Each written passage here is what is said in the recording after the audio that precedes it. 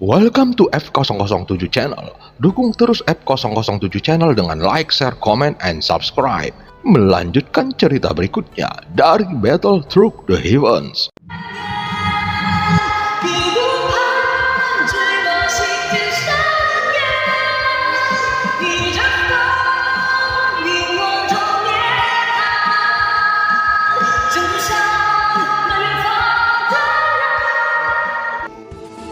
Selamat beraktivitas dan terima kasih atas dukungannya selama ini. Semoga semua sobat F007 selalu diberikan kesehatan dan rezeki yang berlimpah. Amin ya robbal alamin. Pada part sebelumnya, Xiaoyan memanfaatkan perasaan Yuyan terhadapnya dan membuat Yuyan mengeluarkan banyak poin kontribusi untuk membayar benda-benda yang diinginkannya di dalam aula semua orang suci.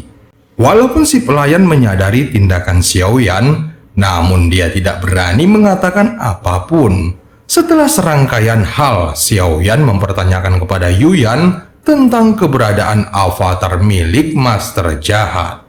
Aku bisa memuaskan suamiku dalam segala hal, namun kapan suamiku bisa memuaskanku? Yuyan menekan dada Xiaoyan dan wajahnya terlihat menjadi semakin menakutkan. Tatapan matanya tampak seperti seekor harimau betina yang sedang melihat mangsa. Hubungan membutuhkan waktu untuk berkembang. Beberapa hal perlu dibiarkan berjalan sebagaimana mestinya. Seperti halnya berlatih kultivasi. Dan hal itu akan terjadi secara alami. Xiaoyan berkata dengan serius. Ekspresi wajah Yuyan tidak marah, tetapi dia menunjukkan senyuman yang berbeda. Sepertinya dia sangat menyukai kepribadian Xiaoyan ini. Avatar ini tidak ada di alam Dewa Iblis Abadi. Apakah kamu ingin pergi sekarang? Kata Yuyan perlahan. Saat Xiaoyan mendengar kata-kata ini, tiba-tiba dia merasa ada yang tidak beres. Dia merasa adegan ini sepertinya pernah terjadi di suatu tempat sebelumnya. Di dalam pikiran Xiaoyan, dia ingat seekor kelinci besar dan menaikinya melintasi kehampaan bersama seseorang. Namun, dia sama sekali tidak bisa mengingat wajahnya. Mengapa kelinci ini muncul di dalam ingatanku? Bagaimana bisa bagian ingatanku ini bisa begitu kabur? Sepertinya aku tidak bisa mengingat apapun. Apakah aku melupakan sesuatu yang penting di dalam hidupku? Apa yang terjadi? Ekspresi Xiaoyan tiba-tiba berubah dan Yuyan langsung bertanya dengan tergesa-gesa. Ketika mencoba berpikir dengan hati-hati, Xiaoyan hanya merasakan sakit kepala yang luar biasa. Dia segera menggelengkan kepalanya, mencoba untuk tidak mengingatnya lagi. Tetapi kenangan di benaknya seperti air mendidih yang bergulir secara terus-menerus. Xiaoyan tiba-tiba menjerit kesakitan, kemudian dia merobek daging lengannya dan darah muncul di lengannya, yang memperlihatkan tulangnya yang terukir nama Chen Xianyuan. Saat melihatnya, ekspresinya langsung berubah drastis.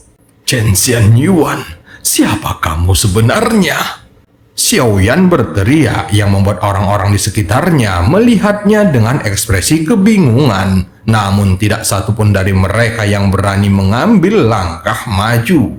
Rasa sakit yang dirasakannya sangat parah dan tiba-tiba dia pingsan di aula semua orang suci. Melihat keadaannya yang menyedihkan, Yuyan segera membawanya pergi. Adapun yang lainnya hanya berdiri diam dan tidak berani mengambil tindakan apapun.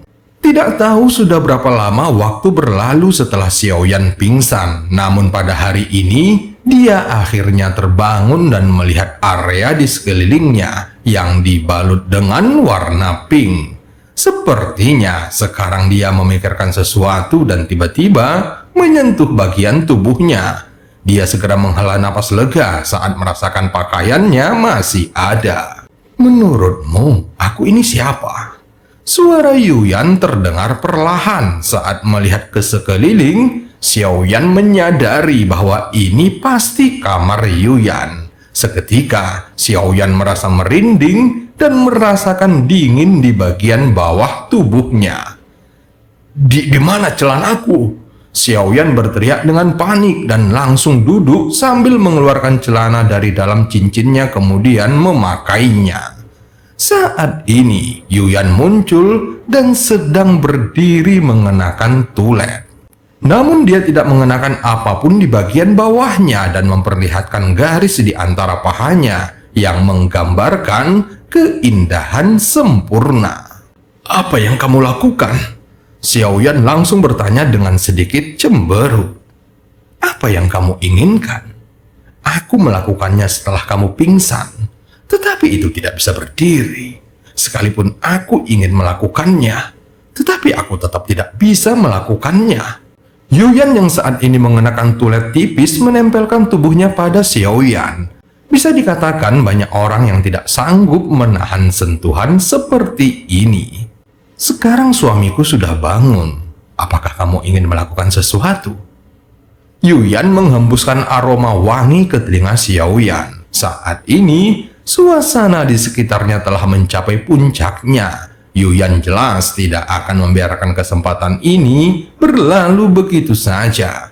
Namun Xiaoyan segera memegangi kepalanya. Dia masih merasakan kepalanya yang sakit lalu mendorong Yuyan menjauh. Segera Yuyan terhuyung keluar dan dia melihat ekspresi Xiaoyan. Sepertinya dia hanya perlu mengingatnya. Yuyan segera bergumam di dalam hatinya. Aku mengalami sakit kepala yang tidak biasa ini untuk kedua kalinya. Aku juga pingsan karena ini. Sebenarnya ingatan apa itu? Alam suanyin, kelinci. Aku telah melupakan sesuatu yang penting. Xiaoyan segera bergegas keluar dari rumah gua Yuyan. Kemudian dia menarik nafasnya dalam-dalam. Setelah pingsan, kamu terus menyebut sebuah nama, dan itu sama dengan yang terukir di tulang lenganmu. Yuyan segera menyusul keluar melihat kondisi Xiaoyan dan ingin memastikan apakah Xiaoyan memang tidak berpura-pura. Apa? Sebuah nama? Apakah benar ada nama di tulang tanganku?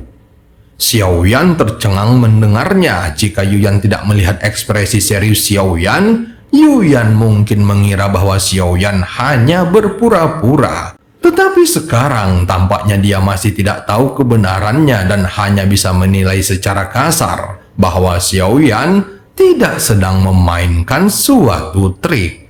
Sepertinya itu terukir dengan nama Chen Xianyuan. Aku sedikit familiar dengan nama ini. Sepertinya aku pernah mendengarnya di suatu tempat. Apakah dia istrimu? Tanya Yuyan dengan ekspresi yang masih tenang. Chen Xianyuan. Apakah dia istriku? Setelah Xiaoyan mendengar nama ini, seluruh tubuhnya tiba-tiba terguncang. Jelas nama ini terasa familiar baginya, tetapi tidak ada sosoknya di dalam pikirannya. Alhasil, perasaan familiar dan aneh ini membuat Xiaoyan hanya merasakan sakit kepala yang hebat. Namun yang lebih aneh lagi adalah, bahkan Xiaoyan yang telah melihat namanya terukir di tulang lengannya, bisa dengan sangat cepat melupakan fakta itu. Yuyan segera menepuk bahunya dan maju ke hadapannya. Karena itu adalah kenangan yang terlupakan. Berhentilah terus memikirkannya. Saat ini Yuyan menjadi semakin bersemangat dan segera meletakkan telapak tangannya di dada Xiaoyan. Segera kehangatan lembut menyebar ke seluruh tubuh Xiaoyan yang membuat suasana hatinya berangsur-angsur menjadi lebih tenang. Sekarang ayo kita pergi. Aku akan membawamu untuk menemukan avatar Master Jahat. Mata Xiaoyan menjadi lebih lembut saat Yuyan perlahan berkata dan Xiaoyan segera mengangguk tanda setuju. Sepertinya aku sudah melupakan semua yang terjadi. Ketika melihat pemulihan Xiaoyan, tatapan mata Yuyan terlihat sedikit berubah. Chen Xianyuan, sepertinya aku ingat bahwa dia seorang wanita dari dunia lain. Dia tidak terlalu kuat, tetapi memiliki cukup banyak strategi. dia pernah menjalin hubungan denganmu sebelumnya. Pada akhirnya, apa yang sebenarnya terjadi di antara mereka? Mengapa dia begitu berjuang keras, namun sepertinya dia tidak dapat mengingatnya lagi? Sepertinya dia menggunakan hukum paksa untuk melupakan bagian ingatannya. Tetapi dia mengukir namanya pada tulangnya sendiri dan memastikan agar tidak melupakannya. Yang mulia, benar-benar orang yang gila. Aku tidak tahu apakah dia dan aku bisa memiliki hubungan seperti itu. Aku harus membuatnya tidak akan pernah bisa melupakanku. Yuyan bergumam di dalam hatinya dan segera mengeluarkan kompas terbang. Tidak perlu menggunakan kompas, katakan saja padaku di mana lokasinya. Setelah Yuyan menyebutkan masalah ini sebelumnya, suasana hati Xiaoyan tiba-tiba berubah lalu pingsan. Mendengar ini, Yuyan sedikit mengerinyitkan dahinya. Lembah serangga, kata Yuyan dengan cepat dan tetap terlihat tenang. Buka celah ke lembah serangga. Xiaoyan langsung berteriak seketika mata Yuyan sedikit menyipit dan melihat ke depan dengan rasa penasaran. Tak lama kemudian ada celah yang benar-benar muncul di hadapan mereka. Roh dunia kuno, dewa abadi dan iblis sebenarnya sepenuhnya mematuhinya. Aku yakin hanya dialah satu-satunya yang bisa memperbaiki penghalang dunia. Sambil bergumam di dalam hatinya, Yuyan memandang Xiaoyan dengan penuh makna. Walaupun sebelumnya Xiaoyan pernah melakukannya, namun Yuyan tidak pernah menduga bahwa roh dunia masih terus mematuhi perintahnya. Kemudian Xiaoyan maju selangkah memasuki celah dan Yuyan juga mengikutinya dengan cepat. Membuat celah semacam ini memerlukan kekuatan aturan yang kuat dan hanya roh dunia atau makhluk abadi kuat yang bisa melakukannya. Bagaimanapun, membuat celah dimensi semacam ini adalah ujian besar bagi tubuh dan jiwa. Semakin jauh jaraknya, maka semakin besar tekanannya yang akan diterimanya.